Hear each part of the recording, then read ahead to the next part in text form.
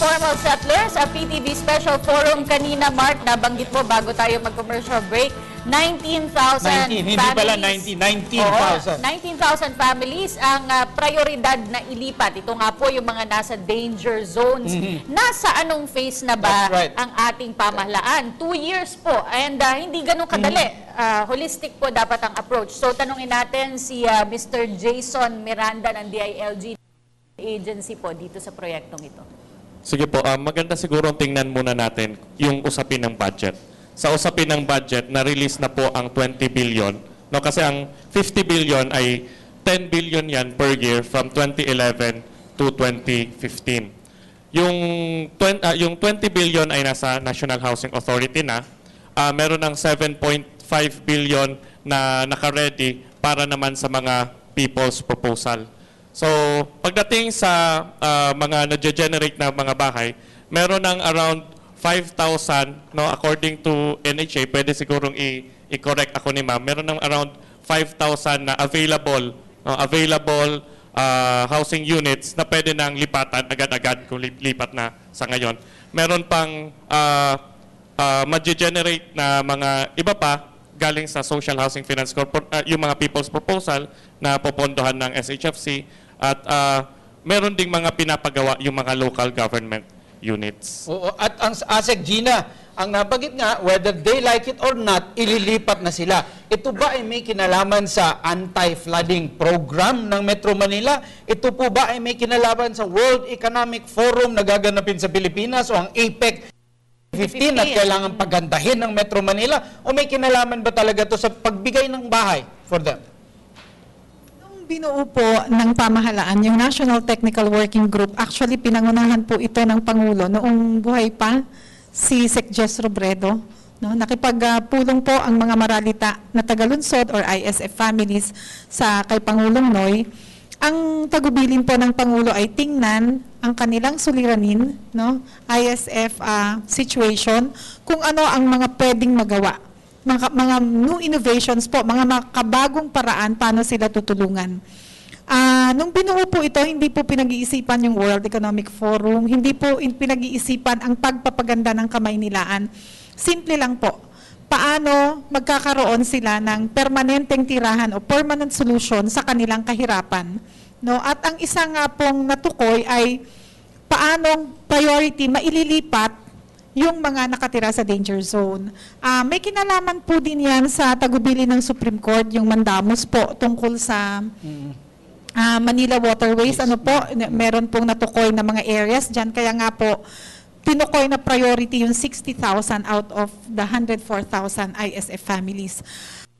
Importante lang po ngayon talaga actually, yung pinag-uusapan natin ngayon, andyan may budget na nakalaan, no? May budget na nakalaan, may plano na nakalaan.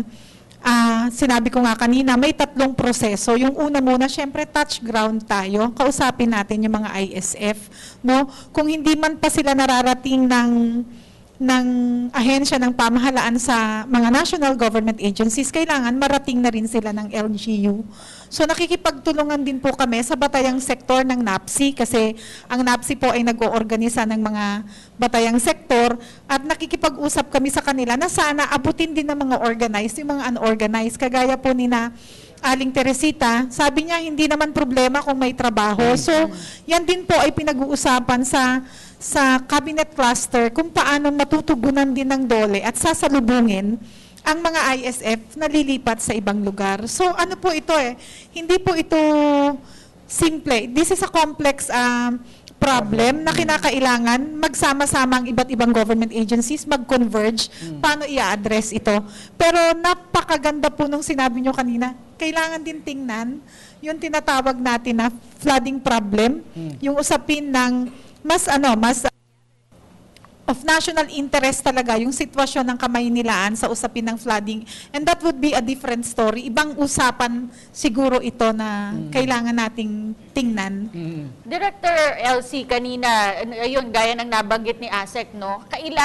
Kailangan din hindi struktura lang ang ihanda ng ating pamahalaan, kundi pati yung buong komunidad. Ito po ba ay kasama rin po sa plano nitong technical working group sa proyektong ito? Opo. kadalasan, ang NHA, yung pag pinag-usapan ng resettlement, NHA, yung parang parating lumulutang. Ngunit katulad ng sinabi ni Asek Gina, marami pang ibang ahensya ng pamahalaan na kailangang magtulungan, maglagay ng ahead of time. Yun yung mga eskwelahan, hospitals or clinics kung alin ang dapat, livelihood, transportation. In other words, kailangang ready or sustainable community ang ating magiging kahihinatnan ng ating mga informal settlers na nalikas doon. So isa yan din po sa advokasya ng NHA na dapat nakahanda rin, synchronized ang budgeting, ang efforts ng lahat ng pamahalaan para ang isang komunidad ng lilipatan ng mga informal settlers ay mabuhay. Director, ito po ba yung dahilan kung bakit hindi naging successful yung mga ibang mga relocations dati? Dahil hindi po naihanda ng husto. Naihanda po yung istruktura pero yung livelihood ay hindi po napagtuunan ng pansin. Oo naman, malaking bagay din yan, no? Kami po naman sa NHA ay sumasang-ayon na kailangan talaga ang pangkabuhayan. Gusto natin tanungin si Ginoong Vicente. Ginoong Vicente, may pondo na. May 5,000 pabahay na nakahandang paglilipatan. Sa tingin niyo po ba, pag naipaliwanag ito, kagaya nung nabanggit ni Asek na yung preparasyon ng ating mga kababayan, ay kusa silang lilipat o sa tingin niyo lalabanan nila itong paglilipat na ito? Mas gustuin ko po rito tumira kasi sa malayo. Dito kasi nandito yung lahat ng kamag-anak mo. Nandito rin yung mga kapatid mo. Kung malayo ang pupunta mo, wala ang makakarating sa mga kamag-anak mo. Lalo na pag may karamdaman ka pa. Isakit. Hindi yung madadala agad pa sa hospital. Teresita, yung sa gilid ng mga river, Matulyahan, yung San Juan River, sabi po ng ating gobyerno, kailangan na po talagang ilipat yun dahil alam naman nilang merong panganib yun kapag may bumabaha. Bakit ayaw pa rin nilang umalis? At sa tingin mo ba dapat na silang pilitin? Isa na po siguro yung mga kapitbahay kakilala. Sama-sama na, kumbaga, nandun na lahat yung kasayahan. Iba na po kasi yung bonding ng kinalakahan mo na tao, kakilala, kaibigan. Kaysa sa isang lugar na para kang pumunta na wala kang kilala. Ito, kasi nakikita natin mga ma'am sir, no? Ang binabanggit nila, pamilya, kaibigan, bonding, joy. Parang mas basic ang kanilang binabanggit na rason kung bakit ayaw nilang umalis. Mr. Perfecto, komento. Tama yan. Sang-ayon po ako dyan kasi ako mismo po nakapunta na sa mga iba't ibang lugar na ito. Tulad ng napuntan ko na po sa San Juan, sa May Salapan, mga iba't ibang barangay. No? At yun din na ikukwento sa akin na mahalagang komunidad dahil medyo matagal na po sila na magkakilala. No? Pero sa aking kaalaman din po, ang alam ko po, halimbawa sa mga resettlement, meron din po actually, marami po dyan ay magsasama pa rin doon sa lugar kung saan sila lilipat. No? Kaya nung nakwento ko doon sa isang mama doon sa nakilala ko doon sa Salapan, tuwang-tuwa siya kasi nung napansin niya, nalaman niya sa akin na yung mga ililikas nga mula po doon sa lugar na yon ay malamang po magsasama-sama pa rin. Gusto ko rin puntahan itong aspeto ng pagbibigay ng 18,000 pesos sa bawat pamilya kasi naging controversial po ito. Mr. Perfecto, pakipaliwanag po hanggang kailan po ba bibigyan ng assistance financially, pangparenta itong ating mga informal settler families? Itong binigyan pong responsibilidad po sa DSWD ay para sa taong ito. No? Tulad po nung nabanggit po ni Sir Jason, magpapatuloy po itong programa, itong proyekto ng paglilikas po ng mga ISFs sa masusunod pang 2 taon. No? Pero sa taong ito, ang binigyan po ng responsibilidad sa pamamahagi ng sinasabi pong 18,000 ay yung DSWD.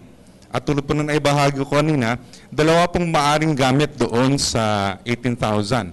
Una, para sa mga, lalo sa mga ililipat kaagad at merong malilipatan, yung 18,000 po ay parang tulong para kasi dahil nga bagong lugar, no? Para lang tumulong sa pagbabagong dadanasin po nila. Ngayon, meron din po mga pamilya po na kailangan na pong ilipat pero hindi pa po handa ang permanent housing unit. Kaya mangyayari po niyan, ang magiging gamit po doon sa 18,000 ay upa. No? At sa tulong po ng LGC Concerned at saka LGC Concerned at saka kami po ay maghahanap ng mga lugar kung saan po sila makaupa. So sabihin po natin na 2 buwan po kailangang umupa ang pamilya. Matapos po ng 2 buwan, sa mismong araw ng paglilipat, yung balanse po ng upa at doon sa 18,000 ay papamahagi para po sa pamilya. Okay, kasama Gio. Maraming salamat. Tawagin natin si Kevin Byong mula sa PCU. Kevin, your question. Magandang gabi po. Yung tanong ko po ay para po kay ASEC Gina. Sa mahigit kumulang 1 milyong informal settlers sa bansa, gaano po kasapat ang nasabing budget para matugunan ang proyekto sa darating na sa taong 2016? At paano po masisigurado ng gobyerno na ang lahat ng informal settlers ay mapupunta sa tamang lokasyon? Kagaya nga po kasi ng sabi ng ni ate, na ang iba po ay binibenta. Tama po yun, yung 5 million ISF, no? Informal settler family sa buong bansa. Napakalaki po nun.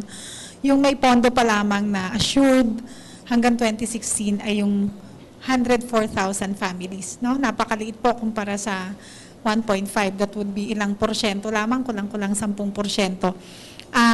Pero labas po doon, meron din naman tinutugunan na yung mga biktima ng sendong, yung mga naging biktima ng bagyo sa Cagayan de Oro, no? Tinutugunan po yan ng DSWD. Actually, kasama yan sa report ng ating Pangulo sa SONA. Kaya nga po ang pinag-uusapan dito, malaki ang kinalaman ng LGU. LGU po kailangan magplano tungkol sa paninirahan ng kanilang mga mamamayan. So, nakalagay naman sa iba't ibang LGU yan. So, ang pinag-uusapan po dito, ang LGU, planuhin niya, nasa ng lupa, paano niya i-raise ang fund, paano siya magkakaroon ng resource para sa paninirahan, at ano ang maitutulong ng National Government Agency para dito. Pero, alam niyo po, sabi nga natin, yung paninirahan ay ikalawa lamang yan.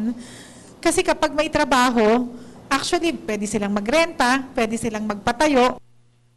Kaya ang sinusulong din talaga ng NAPSI, kasabay ng inaasahan natin na tugunan ng pamahalaan, ang paninirahan, ay matugunan din yung tinatawag natin na kakulangan sa employment. No? Kaya isa po yan sa sinusulong ngayon, kaya tinatawag natin yung iba-ibang sektor na naka-engage po sa agrikultura ay sana magkaroon ng mga trabaho. Yung tinatawag natin, sabi nga kahapon, intercropping ni Pangulong Aquino sa coconut. Makakatulong po yan ng dagdag na kita. Makakatulong din yan para hindi pumunta dito sa, dugtong-dugtong, no?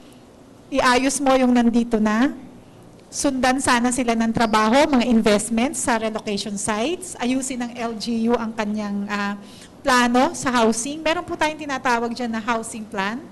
At the same time, sa kanayunan naman or sa rural areas, ay kinakailangan meron ding plano ng trabaho para hindi na sila pumunta sa Kamaynilaan, di po ba? So, integrated po na government planning. Very integrated government planning nang matugunan ang kahirapan po sa atin.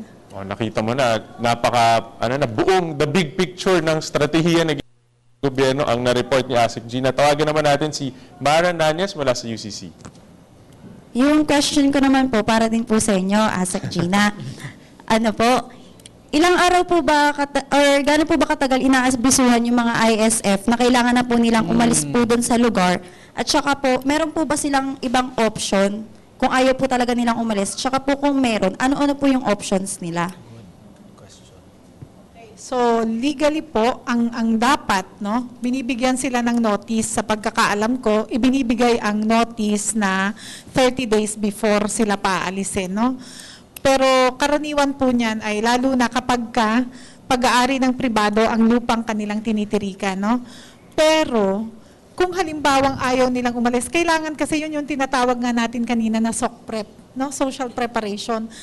Ang social preparation po na sinasabi natin ay dapat kinakausap sila ng LGU or ng pamahalaan yung National Government Agency na nakadirekta sa kanila para nalalaman nila yung buong sitwasyon, no? Karaniwan naman po sila, syempre hindi naman namomonitor yan ng government agencies lahat eh. Normally, mas LGU ang nakakamonitor dyan. So, dapat may plano LGU sa kanila. Sabi nga po, kinakailangan bago mo ilikas, may plano sa kanila. At kinakailangan ay alam nila kung ano ang kanilang mga pagpipilian, no? Alam nila kung ano ang kanilang pagpipilian. Hindi lamang po NHA ang may pabahay, meron din ang mga LGUs. So ang ano lang talaga dito, yung panawagan talaga ng NAPSI, mag-usap ang mga ISF. Sila mismo magplano din para marunong silang mag-engage sa government. Di po ba? Kailangan alam din nila kung paano ang andar ng kanilang sitwasyon para nasasagutan din ng gobyerno ang sitwasyon. So normally, may mga matataas na level of organizations ng informal settler families, no? Actually, pag organize sila, mas madali silang makausap, mas mabilis ang intervention. Sabi nga natin kanina, sinusundan din sila ng DSWD hanggang sa pupuntahan nila normally. At sana tinitiyak din, lalo na halimbawa ng DSWD, na maipasa sila sa kanilang bagong LGU. Bawa from QC to Bulacan na ipapasa sila doon, no? So that yung kanilang mga karapatan ay restored, no? Ang problema natin, kapag ayaw nilang umalis, yun yung tanong mo, no? Kapag ayaw nilang umalis, may mga dahilan yan dapat tinutugunan yan. So, kailangan yan sa dialogue. Maraming salamat. Kailangan mag-dialogue. Bago ang last question of the day ko, gusto muna nating pasalamatan ang ating sponsor, ang Kaohsiung Coffee, the #1 Thai coffee, available in super rich, smooth and creamy, espresso and cappuccino blends. Maaaring silang ma-reach sa Kaohsiung Coffee Philippines sa Facebook o kaohsiung.com. Okay, ang last question of the day para po sa DILG. Anong ginagawa ng DILG para ma-ensure na sumusunod ang mga LGUs, may compliance sa mga LGUs? At pangalawa, anong ginagawa ninyo po to address professional squatting at ang mga sindikato sa mga informal settler areas? Ang DILG po, meron po kaming ginagawang mga investigasyon kapag merong mga nagrereklamo sa amin o merong dumudulog sa tanggapan namin na may mga paglabag. Siguro hindi mo nabanggit kung anong klaseng paglabag. Ang ina-assume ko paglabag sa UDHA, no, paglabag sa Urban Development and Housing Act. Sinusubaybayan po ng departamento namin yung compliance ng mga local government units sa mga provision ng ating UDHA. Pagdating sa mga demolition, binabantayan namin na lahat yan sa proseso na ayon sa UDHA, dapat makakuha muna sila ng Certificate of Compliance bago sila pwedeng magpa-demolish. Quick follow-up, Sir Jason. Kapag nilipat, binigyan ng 18,000, bumalik, huhulihin? Ang sinasabi po natin na direkta, kapag meron sila, kasi meron tayong ginagawang biometrics kung saan kukunin yung pangalan nila, meron silang, anong tawag nito? Thumb mark, magsascan, no? Tapos meron ding picture nila at sinasabi natin na kapag sila ay ibinenta yan at umalis sila, hindi na sila ulit bibigyan ng pagkakataon ng pamahalaan, no, ng pabahay, na makakuha ulit ng pabahay ng pamahalaan. We've barely touched the surface, no? Ang dami pa, may mga tanong pa tayo. Kung nalipat na, anong mangyayari susunod? Pero kulang na po tayo sa oras. Ito kasi yung pinakamalaking proof ng matinding kahirapan sa ating bansa. Yung informal sector, walang pagkain, walang trabaho, walang pabahay. Ito na yung pinakasimbolo ng kahirapan sa ating bansa. Kaya hindi madali ang solusyon. Pero tapos na nga, kulang na tayo sa oras. Kahingan na natin ng kanilang huling mensahe ang ating mga panauhin. Umpisahan natin, ladies first, si Miss Teresita. Yes, mensahe nyo na lang po sa ating pamahalaan. Naway po, gabayan po kayo ng Diyos sa inyong naisip na pabahay para sa amin. Maraming salamat po kung sakali mang matuloy po yun at malaki po yung pasasalamat ko po yun. At Ginoong Vicente Pilambato. Salamat po kami sa inyong binigay sa aming biyaya kung kami matutuloy na lumipat sa Bulacan. Maraming salamat po sa inyo lahat. Okay, at sumunod naman, hingan natin ang kanyang huling mensahe rin, si Director Elsie Trinidad mula sa NHA. Maraming salamat po sa ibinigay ninyong pagkakataon na ganito. Ang sa NHA naman po ay magiging pansariling desisyon ang isang pamilyang kung piliin nila ang NHA site. Ano po? At sana tignan sa anggulo na isang oportunidad para sa isang pagbabago para sa mga susunod na henerasyon. So, ang NHA po ay hindi mag-isa, kundi sana lahat ng relocatees ay kaagapay namin sa pagbuo ng komunidad doon. At isa pang advocacy, yung pag-preserve ng mga gains natin dito sa cleared area kasi sa nagdaang taon, kami po ay nakaranas na rin ng paglikas sa mga esteros natin in the past. Kaya mahalaga din po na what we have achieved from the point of origin or sending area will be preserved. Maraming salamat po. At Ginoong Martin Perfecto naman po mula sa DSWD. Sa kabilang po sa National Technical Working Group, asahan po ninyo na ang DSWD ay patuloy na makikiisa sa lahat mga hakbang po para matulungan po yung mga ISF sa iba't ibang lugar dito sa NCR po. Mr. Jason Miranda mula sa DILG.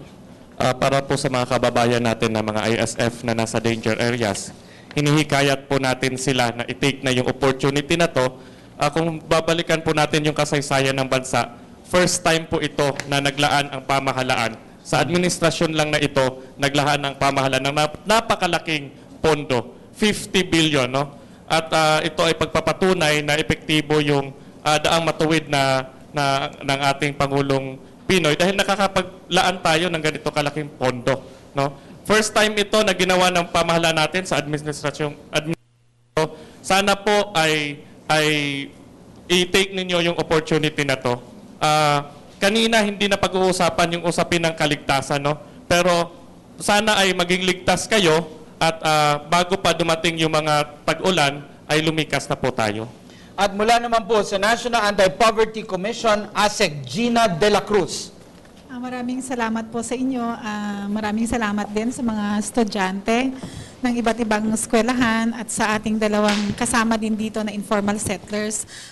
Kami po naman po sa NAPSI ay ang aming commitment dito sa programang ito ng pamahalaan ay matiyak yung tinatawag natin na human rights-based approach at saka participatory process. Ibig sabihin, sa abot po ng aming makakaya at kasama ng LGU at iba't ibang ahensya, ay matiyak na nakausap sila, alam nila ang kanilang pamilian at nang sa ganon ay alam din nila kung paano sila magplano para dito, para sa kanilang ligtas na paninirahan.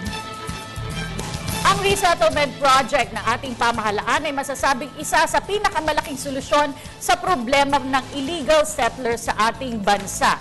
At sa kabila po ng iba't ibang opinyon ukol dito, naway lagi po nating na ang layunin, ang pangunahing layunin po nito ay ang ma-ensure ang kaligtasan ng bawat pamilyang Pilipino. Alam niyo po, kung tutuusin, hindi lamang problema sa illegal settlers ang gustong solusyonan ng resettlement project ng ating pamahalaan. Maging ang problema po sa kapaligiran, sa pagbaha, sa kaligtasan at iba pa. Tandaan natin na ang bawat solusyon para sa problemang pambansa ay may isasaayos lamang kung tayo po ay magtulungan bilang mga mamamayan. Karapatan at hindi isang privilege ang pagkakaroon ng isang lugar na matatawag nating tahanan. Ang mga pundasyon nito ang magsisilbing mga haligi ng ating seguridad sa panahon na unos. At sa ilalim ng bubong nito ay hinuhubog natin ang bawat miyembro ng ating pamilya. Hangad po namin dumating ang panahon na ang bawat pamilyang Pilipino ay ligtas na mamumuhay sa loob ng kani-kanyang sariling tahanan. Ako po si Attorney Mark Castrodes. Ako si Cathy San Gabriel. At ako naman po si Gio Tingson. Naway nakatulong po ang inyong isa't kalahating oras na pagtutok at pagsama sa amin na talakayin ang mahalagang isyong ito. Ito po ang Informal Settlers, a PTV Special Forum.